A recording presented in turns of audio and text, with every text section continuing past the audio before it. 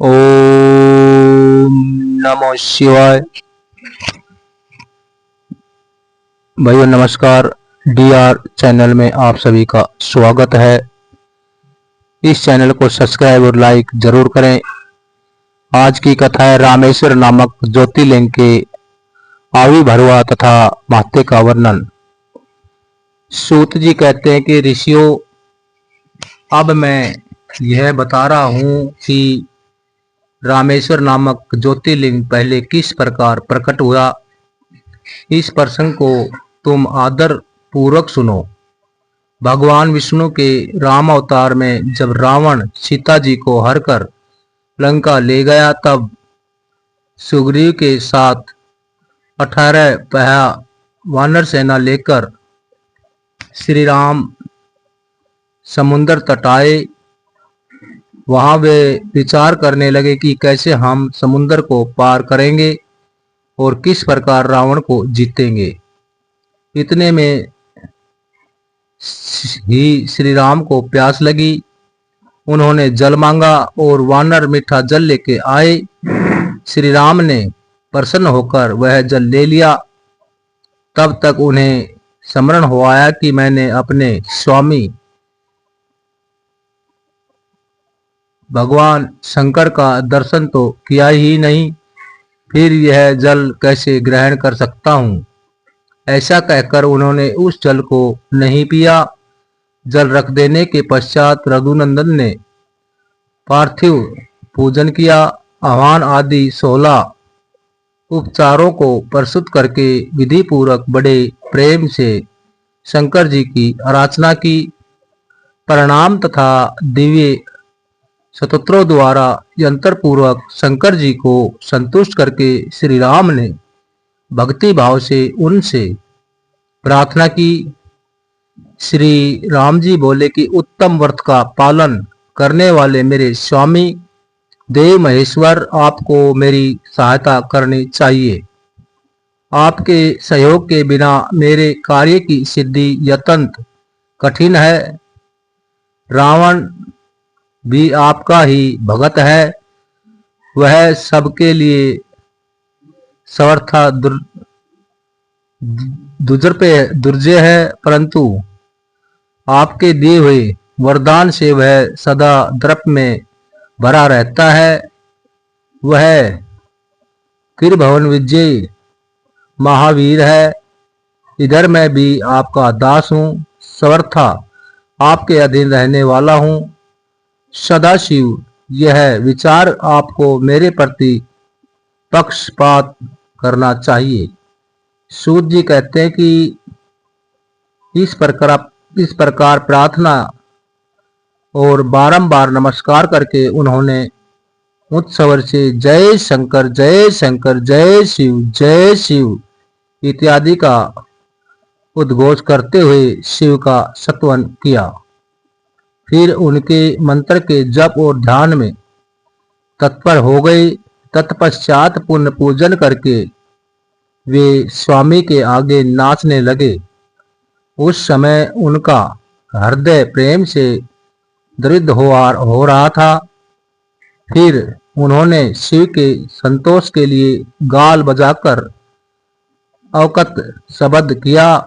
उस समय भगवान शंकर उन पर बहुत प्रसन्न हुए और वे ज्योतिर्मय महेश्वर वामा गढ़ भूता पार्वती तथा पार्षद गणों के साथ शास्त्रों और निर्मल रूप धारण करके तत्काल वहां प्रकट हो गए। श्री राम की भक्ति से संतुष्ट चित्त होकर महेश्वर ने उनसे कहा, श्री राम तुम्हारा कल्याण हो, वर मांगो। उस समय उनका रूप देखकर वहां उपस्थित हुए सब लोग पवित्र हो गए। शिव धर्म प्राण श्री राम जी ने समय उनका पूजन किया। फिर भांति भांति की स्तुति एवं प्रणाम करके उन्हें भगवान शिव से लंका में रावण के साथ होने वाले युद्ध में अपने लिए विजय की प्रार्थना की। तब राम भक्ति से प्रसन्न हुए महेश्वर ने कहा, महाराज तुम्हारी जय हो। भगवान शिव के दिए हुए विजय सूचक वर एवं युद्ध की आज्ञा को पाकर श्री राम ने नतमस्तक होकर तथा हाथ जोड़कर उनसे पुनः प्रार्थना की। श्री राम बोले, मेरे स्वामी शंकर, यदि आप संतुष्ट हैं तो जगत के लोगों को पवित्र करने तथा दूसरों की भलाई करने के लिए सदा यहाँ निवास करें। सूत जी कहते हैं कि श्री राम के ऐसा कहने पर भगवान शिव वहां ज्योतिर्लिंग के रूप में स्थित हो गए। तीनों लोकों में रामेश्वर के नाम से उनकी प्रसिद्धि हुई। उनके प्रभाव से ही अपार समुद्र को अन्यास पार करके श्री राम ने रावण आदि राक्षसों का शीघ्र ही संहार किया और अपनी प्रिय सीता को प्राप्त कर लिया। तब से इस भूतल पर रामेश्वर की अद्भुत महिमा का प्रसार हुआ।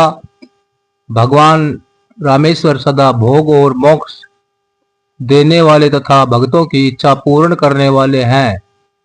जो दिव्य गंगा जल से रामेश्वर शिव को भक्ति पूर्वक स्नान कराता है वह जीवन मुक्त ही है। इस संसार में देव दुर्लभ संसत भोगों का उपभोग करके अंत में उत्तम ज्ञान पाकर वह शिव निश्चय ही केवल्य मोक्ष को प्राप्त कर लेता है।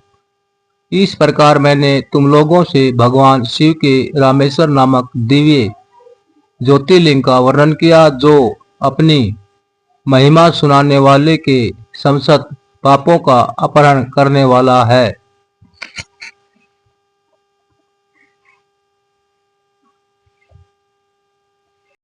दूसरी कथा। घुस माँ की शिव भक्ति से उसके मरे हुए पुत्र का जीवित होना। गुस्सेमश्वर शिव का प्रादुर्भाव था उनकी महिमा का वर्णन।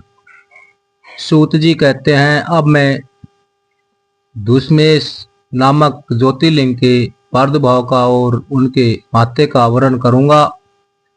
मुनिवरों, ध्यान देकर सुनो। दक्षिण दिशा में एक श्रेष्ठ पर्वत है जिसका नाम है देवगिरी। वह देखने में अद्भुत तथा नित्य परम शोभा से संपन्न है। उसी के निकट कोई भारद्वाज कुल के उत्पत्तर शुद्ध मर्मा नामक ब्रह्मवेत्ता ब्राह्मण रहते थे। उनकी प्रिय पत्नी का नाम सुदया था।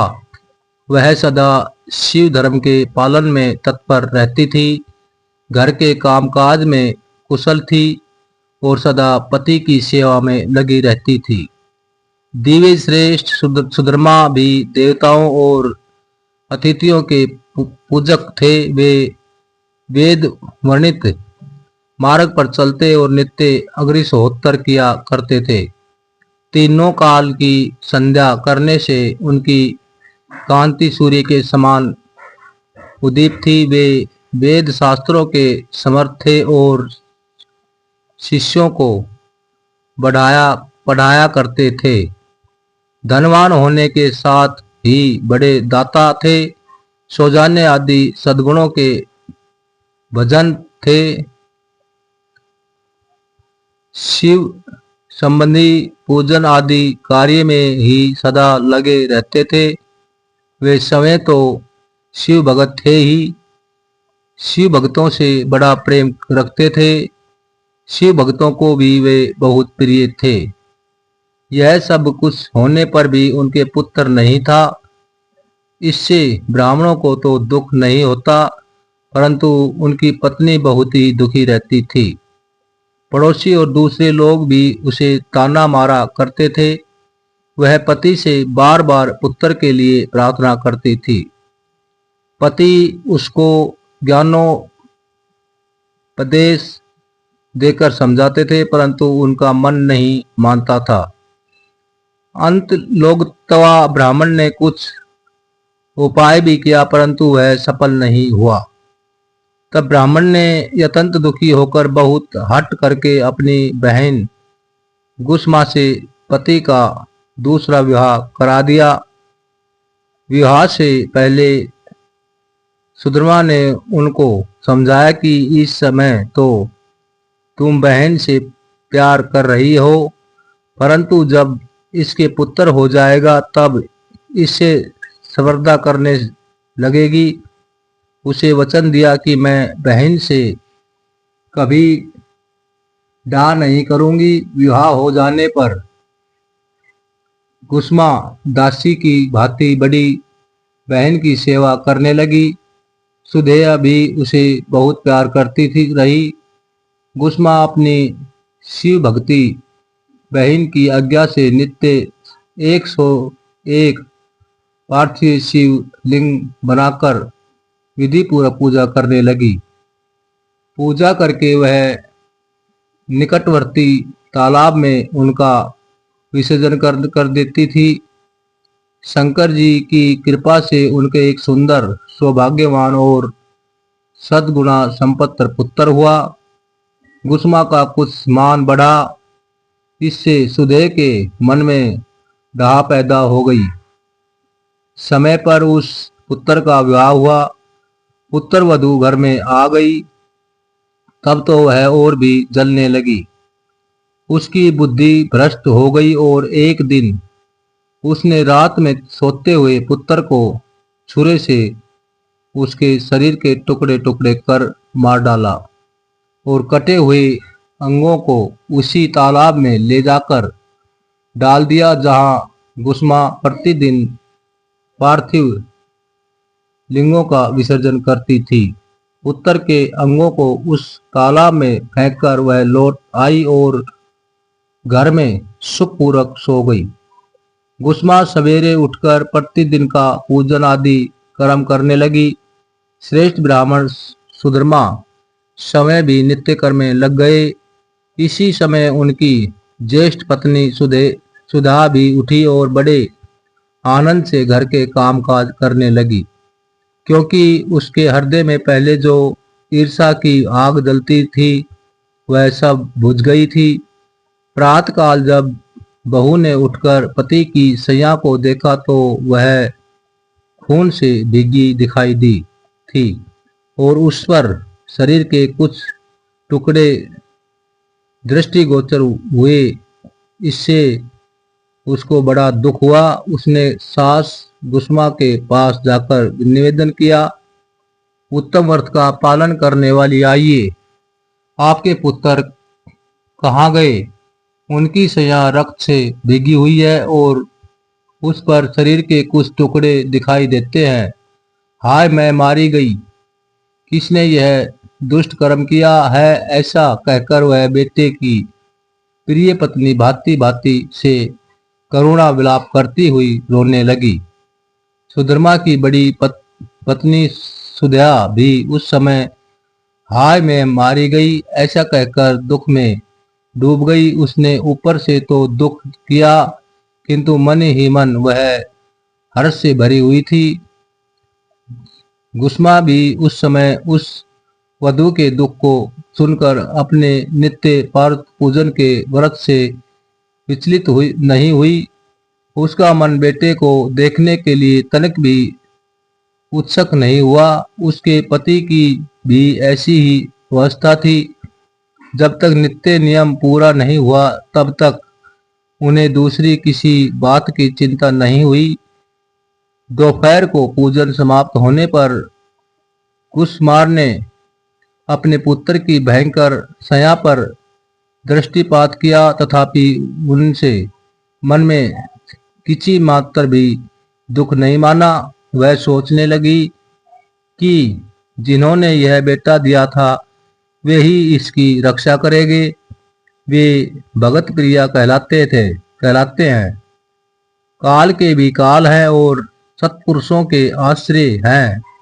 एकमात्र वे प्रभु सर्वेश्वर शंभु ही हमारे रक्षक है। वे माला गूंथने वाले पुरुष की भांति जिनको जोड़ते हैं उनको अलग भी करते हैं।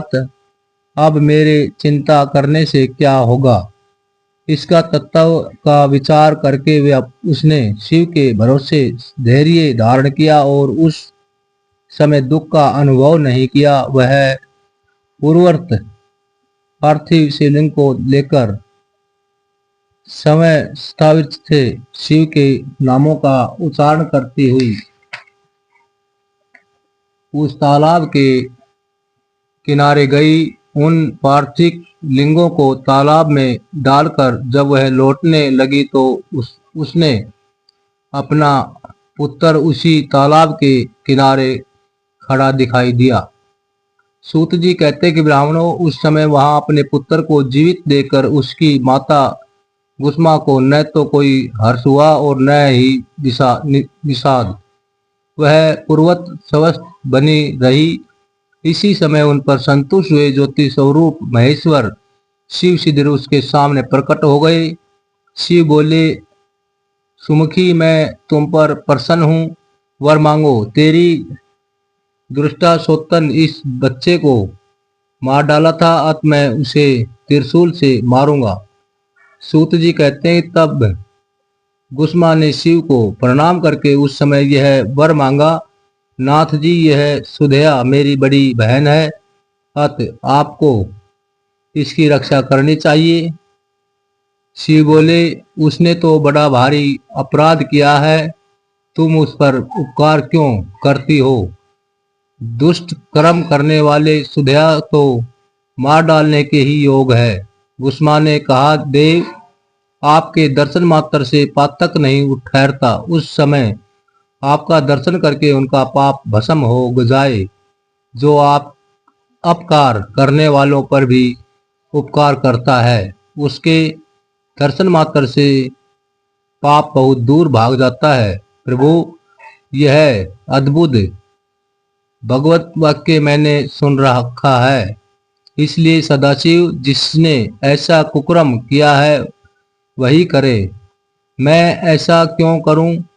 मुझे तो बुरा करने वाले का भी भला ही करना है। सूत जी कहते हैं, गुस्मा के ऐसा कहने पर दया सिंधु भक्तों से महेश्वर और भी प्रसन्न हुए तथा इस प्रकार बोले, गुस्मा, तुम कोई और भी वर मांगो, मैं तुम्हारे लिए हितकर वर अवश्य दूंगा, क्योंकि तुम्हारी इस भक्ति से और विज्ञा शून्य स्वभाव से मैं बहुत प्रसन्न हूँ। भगवान शिव की बात सुनकर गुस्मा बोली, प्रभु, यदि आप वर देना चाहते हैं तो लोगों की रक्षा के लिए सदा यहाँ निवास कीजिए और मेरे नाम से ही आपकी ख्याति हो। तब महेश्वर शिव ने यतन प्रसन्न होकर कहा, मैं तुम्हारे ही नाम से गुस्मेश्वर कहलाता हुआ सदा यहाँ निवास करूंगा और सबके लिए सुखदायक होऊंगा। मेरी शुभ ज्योतिर्लिंग गुस्महेश नाम से प्रसिद्ध यह सरोवर शिवलिंग का आलय हो जाए और इसलिए इसकी तीनों लोकों में शिवालय नाम से प्रसिद्धि हो। यह सरोवर सदा दर्शन मात्र से संपूर्ण अभिष्टों का देने वाला हो। सुरवते, तुम्हारा वंश में होने वाली 101 पीढ़ियां ऐसी ही श्रेष्ठ पुत्र उत्पन्न होंगे।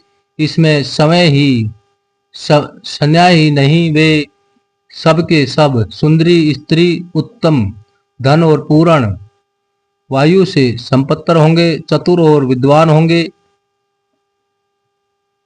तथा उदार भोग और मोक्ष रूपी फल पाने के अधिकारी होंगे। 101 पीढ़ियों तक सभी पुत्र गुणों में बड़े चढ़े होंगे। तुम्हारे वंश का ऐसा विस्तार बड़ा सौभाग्यदायक होगा। ऐसा कहकर भगवान शिव वहां ज्योतिर्लिंग के रूप में स्थित हो गए। उनकी उमेश्वर नाम से प्रसिद्ध हुई और उस सरोवर का नाम शिवालय हो गया। सुधर्मा,